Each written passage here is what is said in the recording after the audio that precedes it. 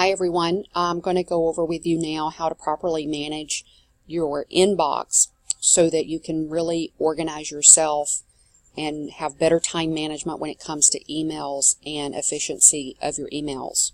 So the first thing we want to do is go into our settings because we want to have our emails set up for the proper format so that you're working them from oldest to newest. So what you're going to do is click on the little wheel here in the corner and then go down to settings. Once you're in settings, you're going to go over here to labs, and then here in the center where it says enabled labs, you're going to click the first button which says go to the next newer. So you want to make sure that button is clicked, and then you also want to make sure enabled is clicked. And the reason that you want to have it set up this way is so that you are actually working your oldest email to the newest. And when you are completed with one email, it's going to take you immediately to the next email instead of taking you back to the inbox. You don't want to have to go back to your inbox in between each email, because if you do that, you tend to get sucked into one that maybe just comes through. You automatically your eyes go up to it, and it makes you want to tackle that one. And we should always be tackling oldest to newest on emails. Okay? Once we've done that, let's go back now into our inbox. The rule of thumb for your inbox, if you notice here, I have 17 emails. Your goal should be to never have more than one page of emails, and they should never be more than 3 days old. Okay? When you are working your emails, you should complete the email task if it's something that you can do fairly quickly. So for example here, I'm going to click on this email. And this one's something that's very brief and quick that I could just tackle that and get it done. So I'm going to go into Frog, I'm going to add this person to the order, and then once I've completed that task, I'm going to archive it. So archive is this button here, okay? The trash can, which is the delete button, is not one that you want to use unless you have some kind of junk email coming through that shouldn't have come to you to begin with.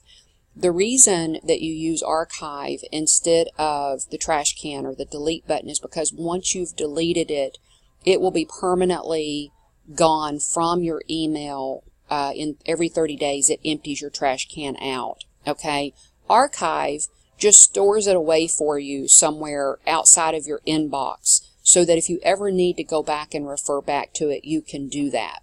So as an example, in this particular email here, I would get an email from the salesperson who was the original salesperson on this order, and they might say, why was JCR added to my invoice? And then I would go back in. I can search here in the search bar and look up that email to see why I added JCR, and then I would simply respond back to the salesperson, I got a request by Dominica to add them on such and such date. So then they would know to go to Dominica to find out what happened there. So the way you would search it is they would be giving me that that invoice number. So here in the search box, I can simply put in the invoice number, and it will pull up anything in my inbox that's related to that invoice number. Okay? Another way that you can do a search is by the person that you know sent you the email. It'll pull everything that you've gotten from that person. So again, the archive button is used because it will save things for you that you have ability to go back and look up at a later date. Okay? So notice how when I clicked archive on that one email, it immediately took me to the next email. And that's how you would work it. You're going to now would go in, and if this is an email that I don't feel I can do right now, it's going to take a little bit too long for me to research it, or the task to complete it would take too long. Instead of leaving it in my email inbox, what I would do is go to my calendar and I would figure out a time that I'm going to research or work on this, and I'm going to add it to my calendar, and then I can still archive it here.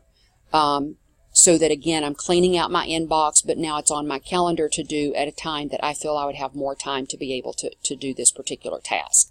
Okay, so I'm going to go back because obviously I haven't done these new emails, so I want to make sure I don't leave anything undone.